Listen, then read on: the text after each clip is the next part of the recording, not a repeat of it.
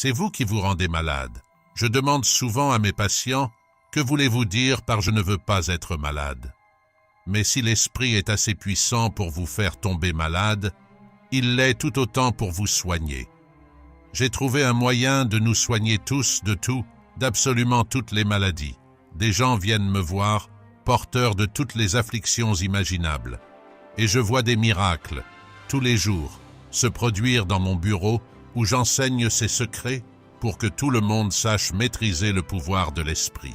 Vous ne réalisez pas à quel point votre esprit est fort. Vous êtes un être de grand pouvoir et mon but est de vous faire admettre l'évidence, que vous êtes plus qu'une enveloppe charnelle. Vous renfermez d'incroyables ressources et il est temps pour vous et pour tous les autres d'apprendre à y puiser et de vous servir des capacités de votre esprit. Vous êtes dans une histoire où vous êtes acteur, mais vous en êtes aussi l'auteur. Quand une scène ne vous plaît pas, transformez-la. C'est jusque-là que vous pouvez agir, vous ne vous en rendez même pas compte. On ne nourrit pas un bébé avec des repas complets. On commence avec du lait, des céréales, des purées de légumes. On ne peut pas lui faire avaler un steak dès le départ. De même, il en est forcément parmi vous qui font leurs premiers pas dans les domaines métaphysiques, mais je me suis aventuré si loin entre ces mondes que je ne peux plus être surprise. Dans les années 60, personne ne parlait encore de réincarnation. Personne ne répandait la métaphysique. C'était un monde nouveau, un âge nouveau, et rares étaient ceux qui avaient pu en entendre parler. Et mes débuts, il n'y avait rien. Aucun manuel n'existait pour détailler aux hypnotiseurs quoi faire.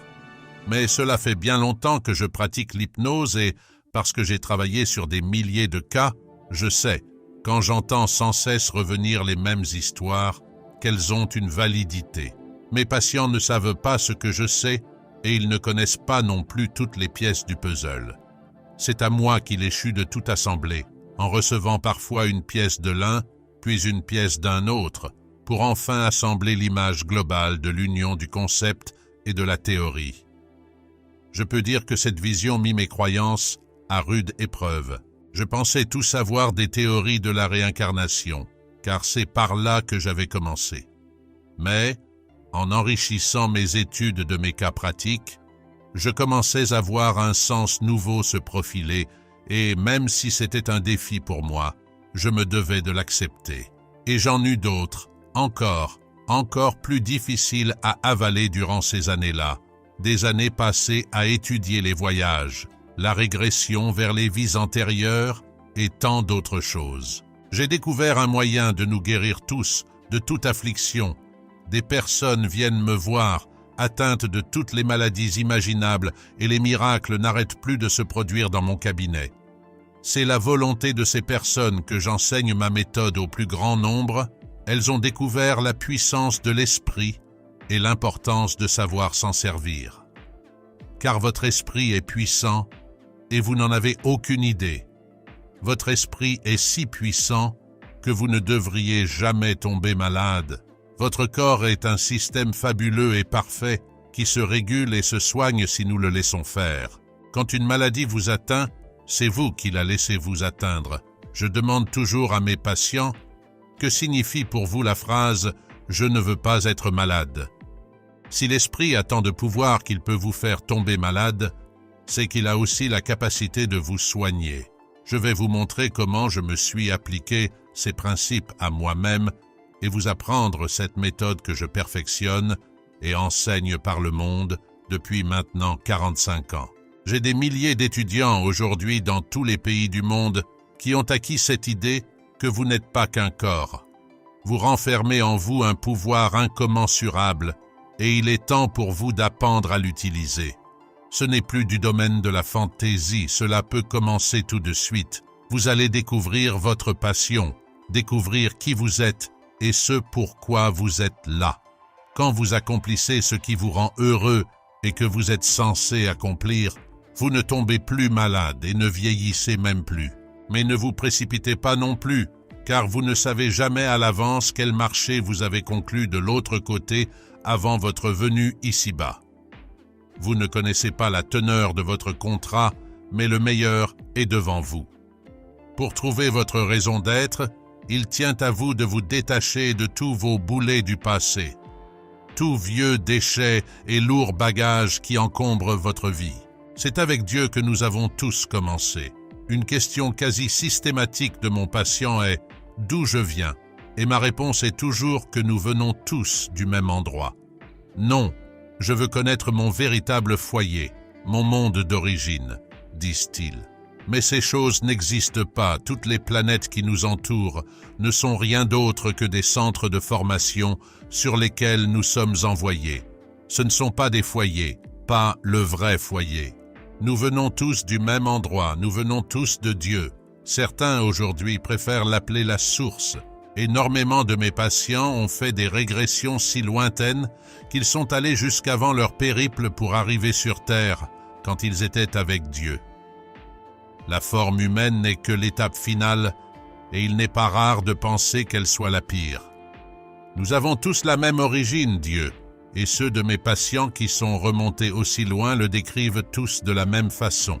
Dieu n'est pas un homme, et soit dit en passant, s'il devait l'être, il serait plutôt une femme, car ce sont les femmes qui ont le pouvoir de la création. Mais il n'est ni l'un ni l'autre. Mâle et femelle sont des concepts qui n'ont aucun sens dans ce cas. Ceux qui se sont projetés si loin qu'ils se revirent avec le Seigneur l'ont tous décrit comme une source d'énergie, comme une lumière intense et infinie. Certains disent que c'est comme se trouver dans le soleil, mais sans se brûler. D'autres disent qu'il est le soleil central, qu'il les appelle et que, quand on est auprès de lui, l'amour est total, on ne veut plus partir.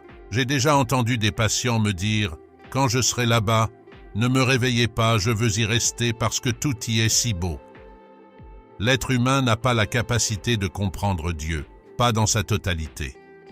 Dieu est si gigantesque que notre compréhension de lui n'apparaît guère plus grosse qu'un grain de poussière.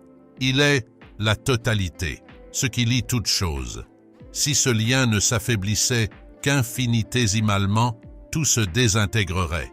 Il est la conscience collective de la création, celle que nous avons constituée quand nous avons décidé venir ici, car tout est énergie et que c'est ainsi que tout fonctionne. Notre rôle est de nous concentrer sur cette vie, ici, du mieux que nous pouvons, parce que ce qui se passe dans l'au-delà est bien trop déroutant et au-dessus de notre perception. Nous venons donc tous du même endroit, de Dieu, la lumière infinie, l'amour absolu. Et Dieu était curieux, il avait soif d'apprendre et il explosa dans toutes les directions, la théorie du Big Bang. Beaucoup émettent des réserves lorsque j'aborde ce point, mais moi je ne suis qu'une antenne relais, je ne fais que vous renvoyer ce que je reçois. Il explosa, donc, dans toutes les directions et certaines étincelles devinrent des galaxies, des univers. Et un grand nombre devint des âmes, car ce corps que vous avez n'est pas vous, c'est le costume que vous portez pour jouer un rôle dans cette pièce de théâtre qu'est la vie. Comme au théâtre, tout n'est qu'illusion, tout n'est que décor, factice. Mais vous n'êtes, en réalité, pas qu'acteur. Vous êtes aussi producteur, metteur en scène et auteur.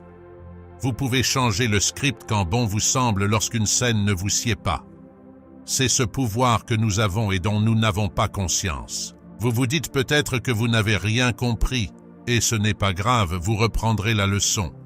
La Terre n'est qu'une école. L'on vous y a inscrit pour y faire des expériences. Et il y a beaucoup d'écoles ici-bas. Car Dieu a dit, allez-y et apprenez. Apprenez tout, tout ce qui est possible et tout ce qui est imaginable. Et une fois cela fait, ramenez ce savoir à moi. Lorsque toutes nos leçons seront apprises, nous les rassemblerons et nous les verserons dans l'immense conscience qu'est Dieu.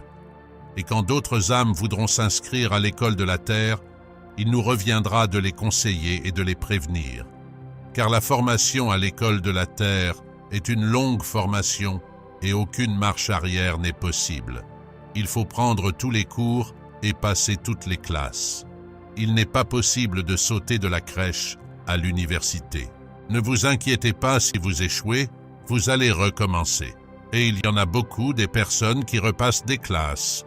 J'ai eu des patients qui avaient passé 4 ou 5 vies avec les mêmes personnages dans les mêmes situations sans retenir la leçon. Vous connaissez des personnes de ce type qui se retrouvent toujours avec les mêmes problèmes dans les mêmes circonstances. Finiront-elles enfin par comprendre? Oui, mais ces personnes ne sont pas conscientes du temps que cela prend. Vous avez l'éternité, mais l'éternité à repasser en petites sections, pendant que d'autres passent au lycée ou à l'université. Vous pouvez bien sûr rester bloqué en petites sections si cela vous va, votre libre arbitre vous le permet. Mais réalisez qu'en agissant ainsi, vous n'avancerez pas. Mais assez. Je pense que j'ai réussi à vous faire entrer ce concept en tête. Passons à autre chose. Ce n'est pas grave de ne pas purifier tout son karma en une vie. De toute façon, la tâche est trop ardue. Faites à votre mesure et vous reviendrez terminer une prochaine fois. L'un des enseignements les plus importants est que chaque chose a une conscience. Tout est vivant, car tout est vibrant, mais pas aux mêmes fréquences. Cela signifie que le bureau est en vie, le parterre est en vie, l'eau et la bouteille qui la contient sont en vie, votre montre est en vie. Comprenez-vous quel puissant créateur nous sommes? Quand on me dit que je suis une vieille âme, je réponds « Si vous êtes une vieille âme, c'est que vous n'apprenez pas vite, voyez-vous » Et je pense que cela fait relativiser. Certains ont des vies où rien ne se passe, ils sont inertes, et leur situation paraît facile, ils se reposent. Le fait est que vous ne savez pas pourquoi ils se reposent, il est possible que leur vie précédente ait été horrible. Peut-être ont-ils péri en guerre ou quelque chose du même genre. C'est pour cela qu'il ne faut pas juger, il vous faut changer de point de vue. Je ne sais jamais ce qui va ressortir de nos séances et c'est ce qui me fait aimer mon travail. Mais à présent, ces vieux modèles n'auront plus cours, le monde va entrer dans une nouvelle phase. Trop parmi nous ont perdu du temps pour apprendre leurs leçons, nous continuons à répéter les mêmes erreurs. Nous sommes pris dans la roue du karma sans que nous l'ayons remarqué. C'est cela qu'était venu nous enseigner Jésus, à sortir de la roue du karma. Et la seule échappatoire est l'amour. L'amour est ce qu'il y a de plus grand. Dieu est amour. La vie sur Terre est difficile. Il s'agit de la planète la plus lourde, la plus dense. Lorsqu'on s'inscrit pour être formé sur Terre, on attire l'admiration de tous, car elle demande bien du courage, cette planète.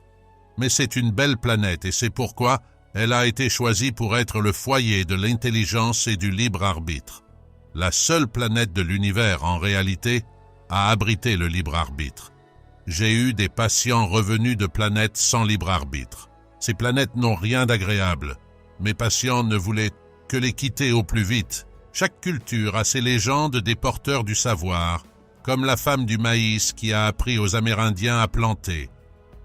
Dans toutes les cultures, on retrouve un enseignant légendaire qui apporte le feu, la chasse. Ces légendes sont omniprésentes, et le porteur de savoir vient toujours du ciel ou par-delà la mer. Ils viennent, ils enseignent, et puis vous laissent faire selon votre libre arbitre. Si vous ne suivez pas leur enseignement, ou si vous les faites mal, c'est votre responsabilité. Nous sommes entourés de nombreuses dimensions, et dans ces dimensions, il y a de la vie et des personnes qui y vivent. Nous ne pouvons pas les voir parce qu'elles vibrent à des fréquences différentes, comme une pale d'hélicoptère qui échappe à notre perception. Ainsi sont ces autres dimensions. Si nous faisions exploser la Terre, cela aurait un impact sur le système solaire, la galaxie et toutes ces autres dimensions. Cela créerait des guerres. Si nous devions en arriver à ce point, ces êtres des autres dimensions auraient à nous arrêter. Et cela s'est déjà produit, plus d'une fois. L'Atlantide est en un exemple parfait. Les Atlantes en étaient arrivés au point où ils devaient être stoppés. Mais le monde entier ne pouvait pas être détruit pour ça. Du monde devait rester pour faire émerger de nouvelles civilisations. Imaginez les possibilités si vous pouviez utiliser votre esprit pour réaliser n'importe quoi. Les Atlantes possédaient des cristaux qui leur permettaient de réaliser n'importe quoi, et les voilà tous balayés d'un coup. La prochaine avancée se fera dans l'atmosphère. Celui qui l'inventera en sera le maître, mais les habitants des autres dimensions ne se préoccuperont pas de savoir qui c'est. Je sais que des gens ont les mêmes idées en même temps et travaillent sur les mêmes projets. C'est pourquoi l'invention finit toujours par se faire, et celle-ci arrivera dans notre temporalité. Nous avons déjà attiré leur attention en 1945, quand nous avons utilisé la bombe atomique. Ils ont dit « Nous ferions mieux de surveiller la Terre ». Vous savez qu'à la fin de la guerre, les signalements ufologiques ont explosé. Je trouve leur idée brillante. Ils se sont dit « Nous ne pouvons pas interférer de l'extérieur et les terriens ne pourront jamais résoudre leurs problèmes. Ils sont trop pris dans la roue du karma, pourquoi ne pas les influencer de l'intérieur ? Et si nous envoyions des volontaires qui n'ont jamais été sur Terre pour s'y installer ?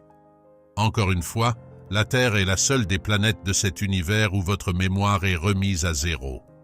Vous démarrez sans conscience de votre mission, de votre contrat ou de votre raison d'être. Mais nous vivons une époque de changement. Les fréquences et les vibrations changent rapidement et nous commençons à nous souvenir. Les frontières s'amenuisent et commençons à percevoir des fragments d'informations.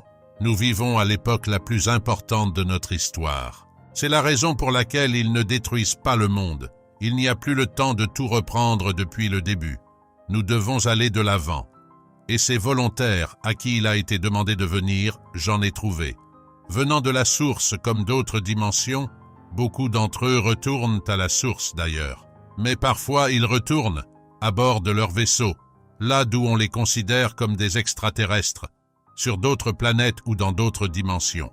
La Terre est vivante, je vous l'ai déjà dit. Tout est vivant, tout est conscient. La Terre est vivante et comme toutes les personnes voyageant de corps en corps, elle va vers sa prochaine incarnation. Le process est le même, seulement plus lent.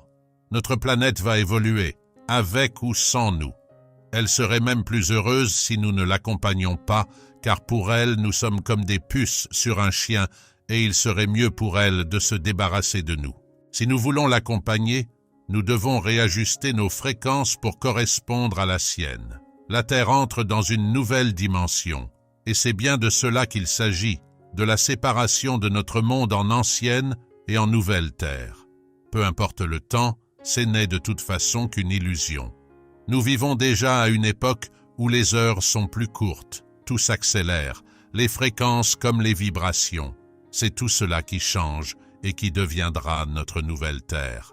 Nous devons d'évoluer pour correspondre à sa nouvelle phase, alors qu'elle entre dans une nouvelle dimension. C'est pourquoi, depuis la nuit des temps, les gens préviennent du grand changement. L'ascension, l'Apocalypse, tout cela était déjà dans la Bible. Mais tout n'arrivera pas d'un coup, la progression est lente. Pour accéder à la nouvelle Terre, vous devez garder deux choses en tête. Ne pas oublier que beaucoup d'entre nous sont pris dans la roue du karma et de vous séparer du poids du karma de vos anciennes vies. Je le répète à mes patients, vous portez ce fardeau, laissez-le tomber ou il vous empêchera de continuer. Ils répondent, ce n'est pas possible, je ne peux pas abandonner les gens qui peuplent ma vie. Dans ce cas, réglez cela le plus tôt possible en sachant que c'est par le pardon que le karma se purifie. Certains diront, je ne peux pas pardonner, vous ne savez pas ce que ces gens m'ont fait. En vérité, cela n'a pas d'importance. Que vous ayez eu une vie familiale difficile, que vous ayez été malmené ou maltraité durant votre enfance, tout cela n'a plus d'importance. Vous avez eu un terrible mari, et alors, cela n'a plus d'importance. Si vous restez accroché à cela, vous allez répéter le cycle car vous ne l'aurez pas réglé. C'est une des leçons de l'école de la Terre. Commencez à pardonner, laissez partir, laissez les mauvaises choses quitter votre vie. La seconde chose que vous devez sortir de votre vie si vous voulez évoluer, c'est la peur. La peur n'existe pas, elle est illusion. En vous accrochant à la peur, vous vous accrochez à la roue du karma. Ne laissez pas la peur vous prendre en grippe, elle vous retiendra sur l'ancienne terre. Faisons un exercice pour apprendre à pardonner. C'est une chose simple, mais il faut commencer par le vouloir. Je ne peux savoir combien d'entre vous ont besoin de pardonner, mais l'exercice est bon pour vous.